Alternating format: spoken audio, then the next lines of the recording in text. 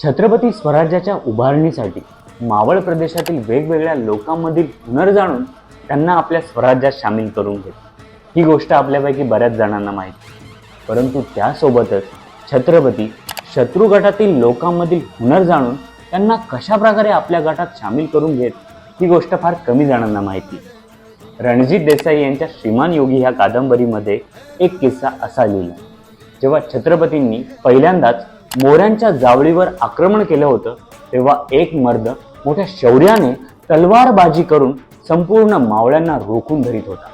त्यानंतर जेव्हा छत्रपतींनी संपूर्ण जावळीचा प्रदेश काबीज केला तेव्हा मावळे त्या मर्दाला कैद करून छत्रपतींसमोर घेऊन आले। दोरखंडात जखडलेल्या त्या मर्दाला बघून छत्रपतींनी त्याला सोडायच्या आज्ञा दिल्या।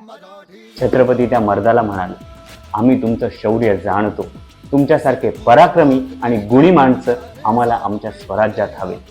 त्यानंतर त्या मर्दाने स्वराज्यामध्ये आपलं संपूर्ण जीवन वेचलं। त्या मर्दाचं नाव होतं मुरारबाजी देशपांडे। धन्य ते राजे आणि धन्य ते त्यांचे मावळे।